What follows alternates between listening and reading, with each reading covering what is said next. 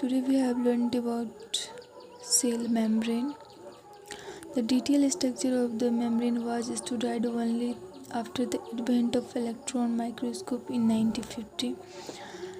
Cell membrane का जो detail structure study किया गया वो इलेक्ट्रॉन माइक्रोस्कोप की खोज के बाद किया गया और इलेक्ट्रॉन माइक्रोस्कोप का खोज हुआ 1950 में।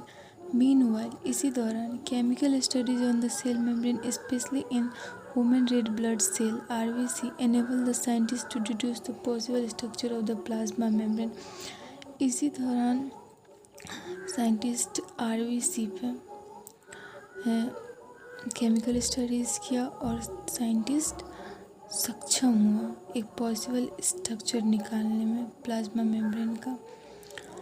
These studies shows that cell membrane is mainly composed of lipids and proteins। Study करने के बाद पता चला कि सेल मेम्ब्रेन ज़्यादातर लिपिड और प्रोटीन से बने हुए हैं। The major lipid are phospholipid. Major lipid था वो फॉस्फोलिपिड था that are arranged in bilayer, और जो फॉस्फोलिपिड था वो बाइलेयर में अरेंज था। Also the lipid are arranged within the membrane with a polar head towards outer side and the hydrophobic tilt towards the inner part। जो polar head था वो outside था और जो हाइड्रोफोबिक टेल्स था वो इनर पार्ट में था। डायग्राम की तरह देखते हैं। ओके,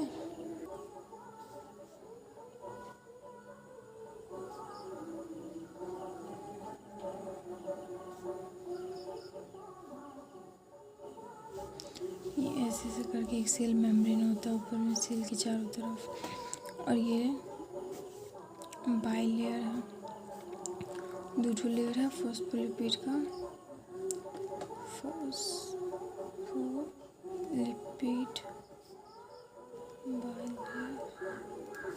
फॉस्फोलिपिड का बाइलेयर है।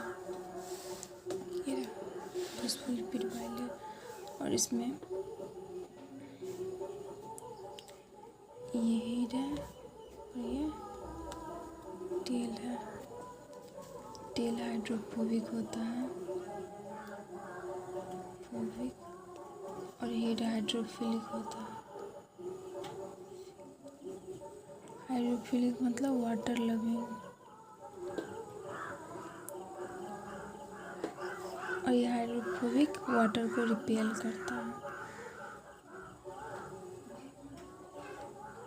वाटर, ठीक है।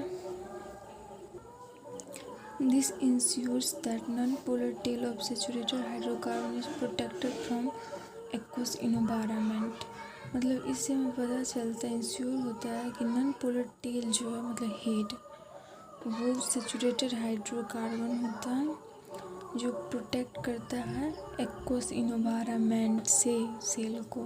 बाहर में एक्वस इन्वायरमेंट होता है पानी टाइप का, तो उससे उसको प्रोटेक्ट करता है। In addition to phospholipid membrane also contain cholesterol. मतलब फॉस्फोलिपिड के अलावा मेम्ब्रेन कोलेस्ट्रॉल भी कंटेन करता है, ठीक है।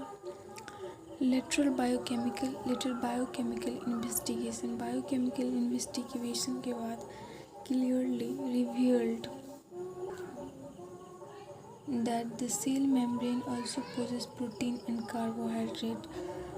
बायोकेमिकल इन्वेस्टिगेशन के बाद क्लियरली दिखाया गया, रिवील्ड मतलब दिखाया गया, दैट सेल मेम्ब्रेन जो होता है प्रोटीन एंड कार्बोहाइड्रेट दोनों पोज करता है। मतलब अपने ऊपर पोजेस मतलब ढोना अपने ऊपर रखता है, अपने अंदर रखता है। The ratio of proteins and lipid varies considerably in different cells type. मतलब प्रोटीन और लिपिड का जो रेशियो होता है ना वो डिफरेंट सेल में, डिफरेंट मेम्ब्रेन में, मतलब सेल मेम्ब्रेन के ऊपर डिफरेंट रेशियो में होता है। एग्जांपल में इन ह्यूमन बींग्स में द मेम्ब्रेन ऑफ इर्थ्रोसाइट मतलब RBC has approximately 52% of lipid. उसमें अप्रोक्सीमेटली कितना लिपिड होता है 52% और 52% प्रोटीन और 40% लिपिड होता है। Depending on the ease of attraction मतलब आसानी से निष्कर्ष निकाला गया, इसका मतलब ये होता है, ठीक है। तो आसानी से निष्कर्ष में देखेंगे तो membrane proteins can be classified as integral and peripheral. Membrane protein को दो टाइप में डिवाइड किया गया है, पहला इंटीग्रल और दूसरा peripheral. Peripheral protein lie on the surface of membrane while the integral protein are partially और totally buried in the membrane. Integral protein जो होता है वो on the surface cell membrane की सरफेस पे लाई करता है, और इंटीग्रल प्रोटीन जो होता है पेरिफेरल प्रोटीन और इंटीग्रल प्रोटीन होता है वो पार्शियली मतलब आधा या टोटली पूरा बरीड होता है सेल मेम्ब्रेन के अंदर। अब ये डायग्राम देखेंगे, ये है सेल मेम्ब्रेन, यहाँ पे देखिए शुगर, ये पेरिफेरल प्रोटीन है जो ऊपर में ही लाई कर रहा है। ये फॉस्फोलिपिड बाइलेयर, ये फॉस्फोलिपिड बाइलेयर है, और इंटीग्रल प्रोटीन देखिए इसमें पूरा ऐसे करके बरीड है, ये ऊपर में लाई कर रहा है। Cholesterol fluid mosaic model of plasma membrane. An improved model of structure of cell membrane was proposed by Singer and Nicholson। मतलब इम्प्रूव्ड मॉडल, सबसे इम्प्रूव्ड मॉडल था। इम्प्रूव्ड करने के बाद स्ट्रक्चर ऑफ सेल मेम्ब्रेन जो प्रपोज किया गया था सिंगर एंड निकोलसन। मैं भी क्या बोलती हूँ, देखिए इम्प्रूव्ड मॉडल जो था सेल मेम्ब्रेन का वो प्रपोज्ड किया गया था सिंगर एंड निकोलसन साइंटिस्ट थे, उसके द्वारा 1972 में widely accepted as fluid mosaic model, और उसको वाइडली एक्सेप्ट किया गया था फ्लूइड म्यूजिक मॉडल के नाम से। According to this quasi-fluid nature of the lipid enables the lateral movement of proteins within the overall bilayer. This ability to move within the cell membrane is measured as fluidity। मतलब according to the quasi-fluid nature, cell membrane का जो quasi-fluid nature होता है, quasi-fluid nature मतलब semi fluid nature, जो आधा fluidity type का, jelly type का, और उसके कारण प्रोटीन जो होता है लेटरल मूवमेंट करता है, मतलब इधर से इधर लेटरल ऐसे करके इधर से इधर जाएगा, मतलब जिधर मन होगा उधर ही जाएगा, ऊपर नीचे नहीं होगा। और इसी और यही जो इधर उधर जाता है उसी को हम फ्लूइडिटी से मेजर करते हैं। The fluidity of the membrane is also important from the point of view of a function like cell growth, formation of intracellular junction and secretion, endocytosis, cell division, etc. The fluid nature of membrane is also important from the point of view of function like, मतलब ये जो fluid nature होता है cell का, इसी के कारण cell का ग्रोथ होता है, और ये अति इंट्रासेलुलर जंक्शन बनाने में काम करता है, सिक्रेशन में भी काम करता है, हेल्प करता है मतलब, और इंडोसाइटोसिस में भी काम करता है, सेल डिवीज़न में भी काम करता है। On the most important function of the plasma membrane is the transport of molecule across it. मतलब एक मोस्ट इम्पोर्टेंट फंक्शन है प्लाज्मा मेम्ब्रेन का, वो है transport of molecule cross it, मतलब मॉलिक्यूल का ट्रांसपोर्ट करना सेल के अंदर या सेल से बाहर, एक इम्पोर्टेंट फंक्शन है प्लाज्मा मेम्ब्रेन का। वही the membrane is selectively permeable to some molecule present on either side of it.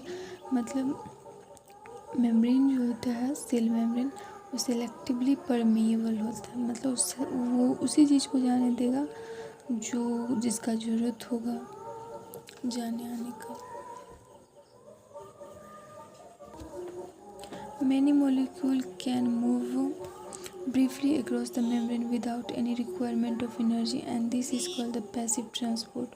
बहुत सारे मॉलिक्यूल हैं जो बिना एनर्जी के सेल मेम्ब्रेन को पास कर जाते हैं, तो उसको बोलते हैं passive transport. The neutral solutes में move across the membrane by the process of simple diffusion। along the concentration gradient, that is from higher concentration to lower concentration. मतलब न्यूट्रल सेल्यूल्स जो होता है वो सिंपल डिफ्यूजन के प्रोसेस से cell membrane का इधर उधर करता है हाई कंसंट्रेशन से लो कंसंट्रेशन की तरफ.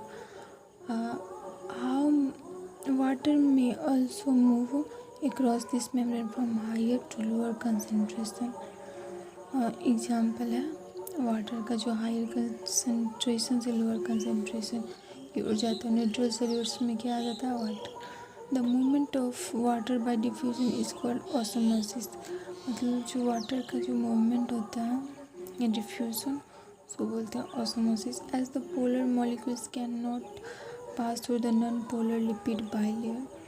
मतलब जो पोलर मॉलिक्यूल्स होता है वो non polar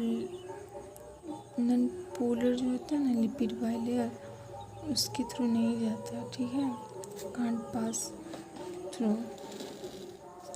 they require a carrier protein of the molecules to facilitate their transport across the membrane.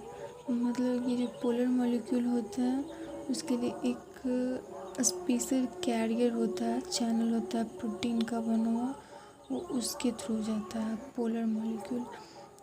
A few ions or molecules are transported across the membrane against their concentration gradient from lower to higher concentration. Such transport is an energy dependent process in which ATP is utilized and is called the active transport, that is sodium and potassium pump. लेकिन जो few ions कुछ ion और molecule जो होते हैं वो membrane के across transport करते against concentration gradient. Concentration gradient मतलब हायर से लोअर की तरफ जाएगा तो उसको कंसंट्रेशन ग्रेडियंट की तरफ जाएगा तो वो हो जाएगा पैसिव ट्रांसपोर्ट.